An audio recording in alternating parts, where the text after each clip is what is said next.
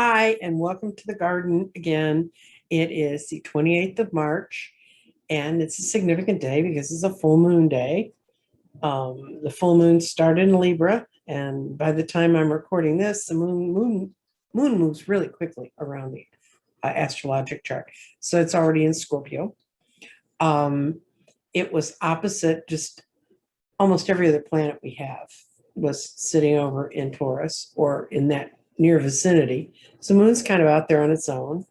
And if you watch some of the astrologers, they always do good full moon, new moon coverage. If you watch Dorothy Morgan, she talks about full moon, quarter moons, and the new moon, and talks how to work with the lunar cycles.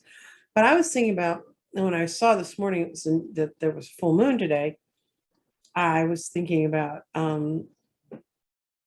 the fact they've named it. It's named the worm moon, and that's what it's called every year. And I've known that the moon, all the different moons have different names. There's a strawberry moon, there's a harvest moon, there's a buck moon, there's a different things that have to do a lot with farming, because a lot of those words came out of the Farmer's Almanac.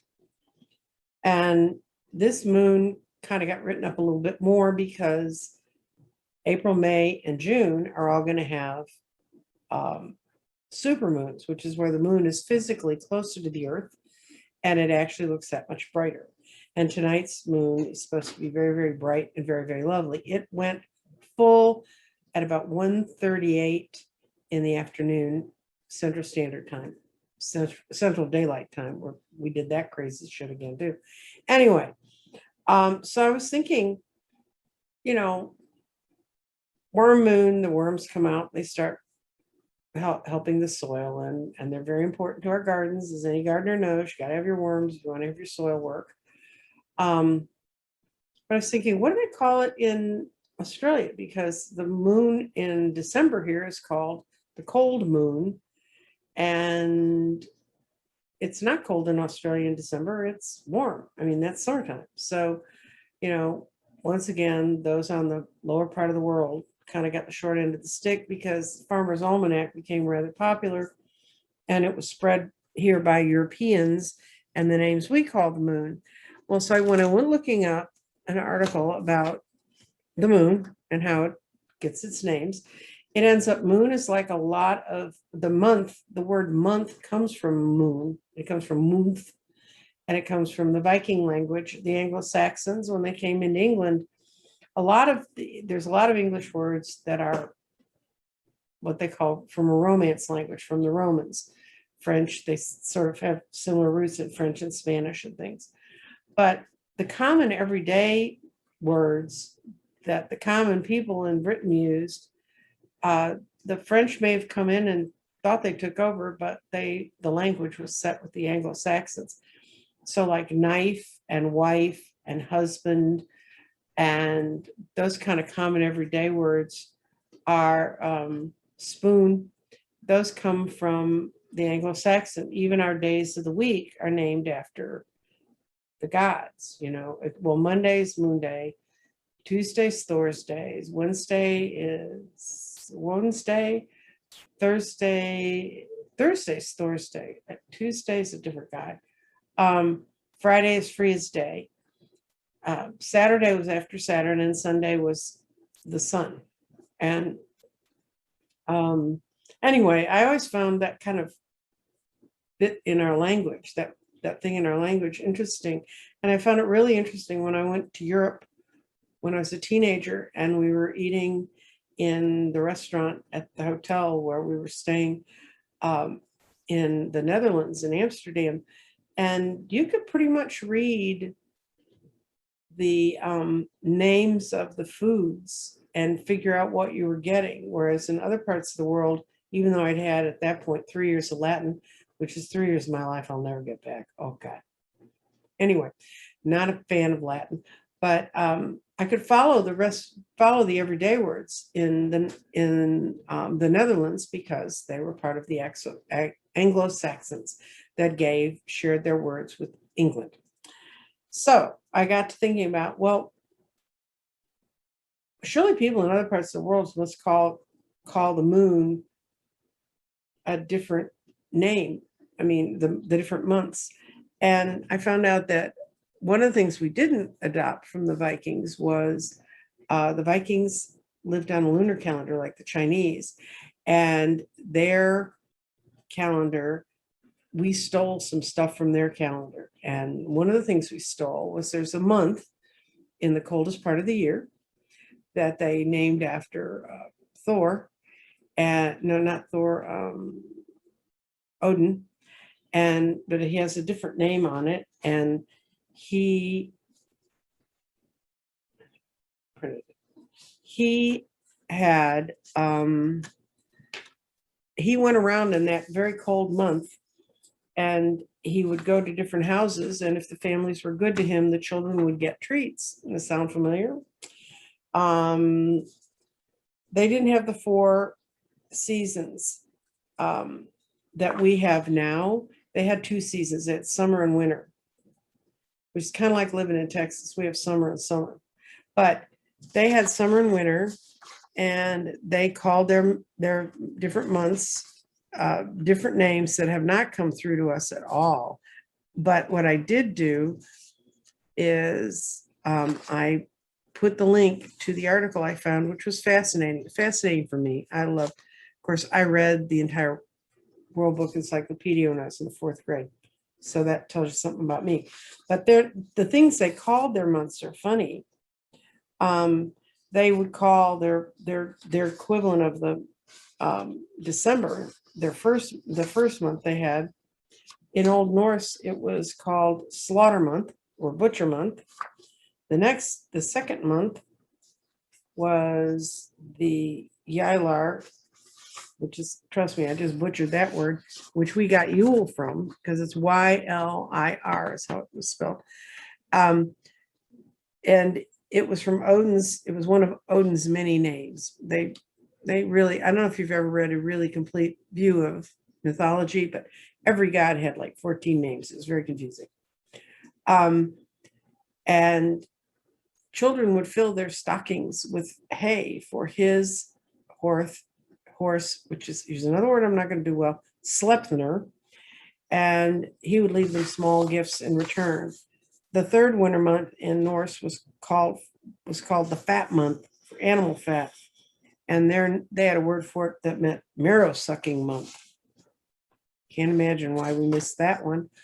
The 4th month was called Thori, and it was a feast that was held because that was a time when things were beginning to waken again. Some restaurants in Sweden still have the Thori festival because it gets folks out circulating and buying their food. The 5th month was associated with the daughter of Thori. It was, and I swear it's called Goi, and it's Goya Blut this month. It's unclear. It's known as the woman's month because it was for the daughter. Harpa, which is the equivalent of May, is the first summer month. And they had a big festival, or BLOT, that they celebrated on that month, May. Then they get into the 3rd month, which was called Solenmunder, and that means the sun's month. And it coincides with summer solstice in June. The 4th month was called haymaking, and that's when they got all the hay together. The last month in the summer was called harvest month. And anyway, I put a link to the article, and it explains all the stuff in much more detail. Has a little calendar you can look and see what month is the equivalent of ours. And the reason that we don't use any of their numbers that way anymore is because Pope Gregory came up with a calendar. They'd been using the Roman calendar, and they were it didn't work out terribly well, and so they fixed it all. And there is a time in history where all over the world that was part of the Roman Empire, time changed. I mean, not like daylight savings and that stuff, like, I mean, months they changed things. So moons now.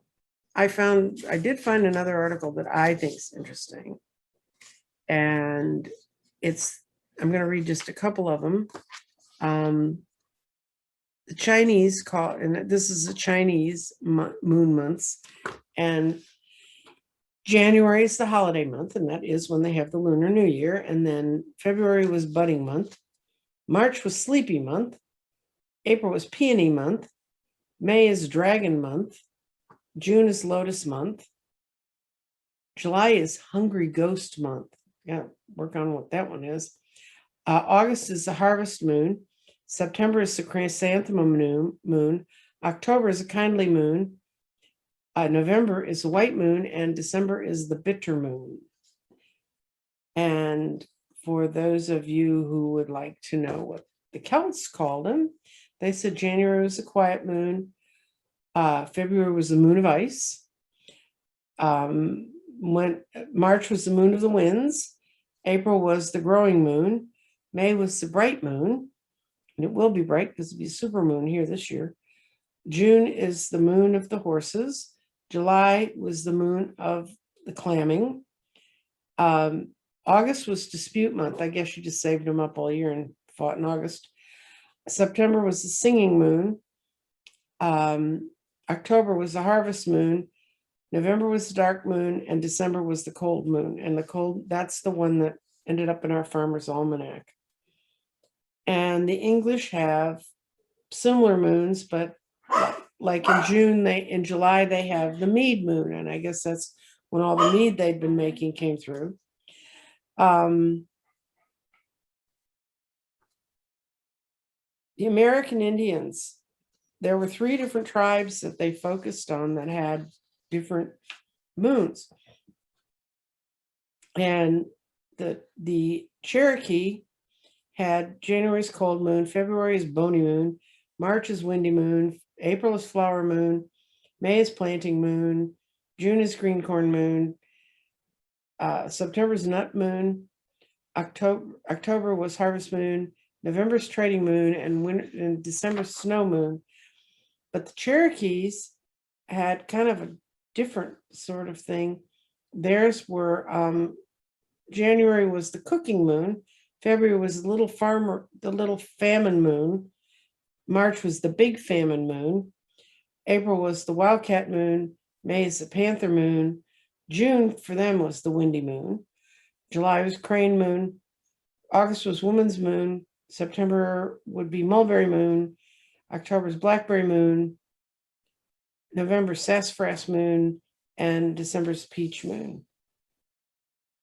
And then the Dakotans did an even stranger thing. They were very tied to lunar things, and they said January was moon of the terrible, February was moon of the raccoon, or moon when trees pop. I don't know where they get their trees. March, moon when eyes are sore from the bright snow. And if you live where there's lots of snow in March, that you feel that way. You don't want to see another piece of snow. April, moon when the geese return in scattered formations. May is moon when the leaves are green and plants begin to grow. June is moon when the June berries are ripe. July was moon of the middle summer. August was moon where all things ripen. September was the moon when all the calves grow hair. October was the moon of quilting and beading, to get that done, I guess, in time for winter. November was moon when the horns were broken off. And December was cleverly known as the 12th moon. So that's just kind of some of the different ways. Now, one of the reasons I went looking for what moons are called was I was trying to figure out, what do they call the moons in Australia? Because their seasons are kind of different from ours. And it ends up that the Maori on New Zealand didn't not pay attention to the moon, but they just didn't do very much with it. And so they had no words for any of the phases of the moon even. But in the Southern Hemisphere, in South Africa, they had thunder moon, grain moon, harvest moon was March, April's hunter's moon, May is fell moon, June is cold moon, which this is their winter, remember. July is old moon, August is hungry moon, September is storm moon, October is seed moon, November is flower moon, and December is the fruit moon, and that's their summer. So there's no, when I looked at first, it said that like in Australia, this is called the worm moon. This moon today is called the worm moon. And I guess that kind of worked for them, but it's in their seasons are starting to change, just like we're getting warmer, they're getting colder. I can't imagine that inspires the worms all that much. Anyway, some words that are in the southern hemisphere, like hay moon, grain moon, and long nights moon, are only found. We've never used them in the northern hemisphere. But they have taken a lot of ours because as our people have moved around, and our Farmer's Almanac got around, it's made a difference in how the vocabulary works. But I just find words and how they get used and how they get changed to be fascinating. And I've probably told you more about full moons than you ever wanted to know. But tonight's will be really good. It's a great big one. And then the next three, which is you can look on any calendar, you can look on any phone app, and it will tell you. If you want to read even more, completely bored you out about this, I have a whole article on the Viking Calendar that I attached to this, and 2 other articles about moon, what it's called, and how people work with the moon. That's attached in the description below here. And other than that, I have a deck that's Moonology. So I'm going to pull a card from the Moonology deck. You can see that these are sort of done on the fly, my shows. People say, your shows are so casual. You have no idea. Okay.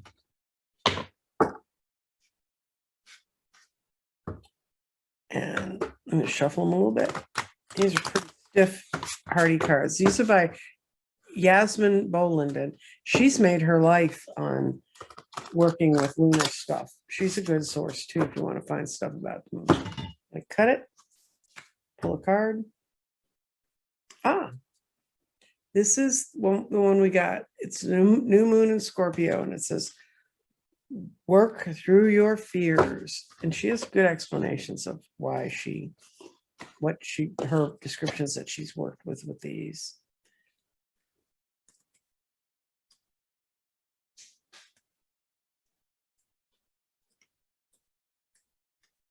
Okay.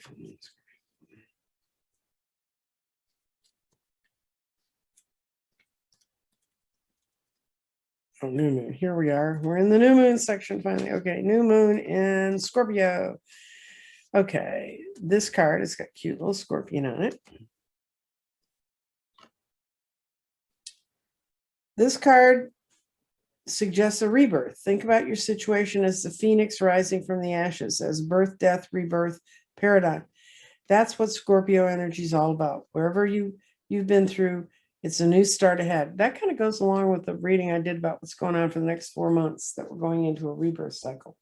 This card suggests that you know you are magical and that this is a time to work on your magic. It is also a herald to start a new and sexier time. You've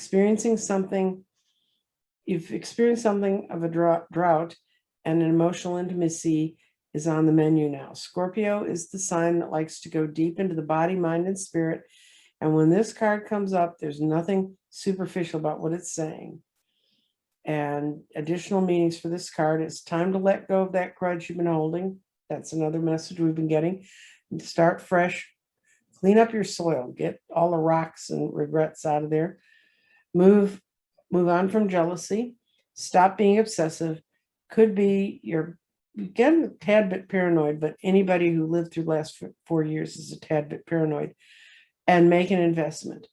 Scorpio is the sign of death and rebirth, magic and shamans. Its energy is a bit dark and occult, and some people find it even scary. But it's not at all that. If you face it and you move through it, you're born with a new energy. So, okay, we talked about the full moon. Now the moon's going to go heading towards its darker face. And I hope you'll get kind of a better appreciation of the moon. I love the moon. I love working with cycles. If you go back, you can find where Dorothy Morgan came on my channel and discussed working with lunar cycles. I find them very strong to work with. And now consider this your warning. I have a friend I called today and she said, "What are you talking about?" I said, "Oh, the full moon." And she said, "Why are you talking about the full moon?" And I said, "Because it's today." And she goes, "Why didn't you tell me?" Well, guys, there's just a point. We got to be responsible for yourselves. And you can get a calendar and you can look on it just like I did and figure it out. I want to thank all my subscribers. I actually had a bump in subscribers this week, which was very nice. I want to thank Kim from Intuitiview for calling out my Easter eggs. The eggs are up on the website, which is crystaldirections.com. And she was talking about how she's going to get one. She had told me that earlier. She's going to get one, and that it's a great thing to have for Easter. And you better order fast because these things take a bit to ship if you want to make Easter, which is a week from today. But I look forward to seeing all of you this week. I will not be on Monday or Tuesday, but I'll be back up on Wednesday. I've got a trip I have to make to Austin again. But I look forward to seeing you guys then. Enjoy the new moon. Enjoy the full moon. Go out, and for those of you who want to cleanse your crystals, tonight would be a great night, as long as it's not raining, because it's going to be a beautiful full moon. And the next 3 full moons are going to be really lots of light and lots of grace towards us. And I do hope that's what's coming towards us. Anyway, thank you for visiting me in the garden. I look forward to seeing you later on. Thank you to all my new subscribers. Please like and share. If you have a friend who likes moon stuff, pass this on to them. Thank you very much. Bye.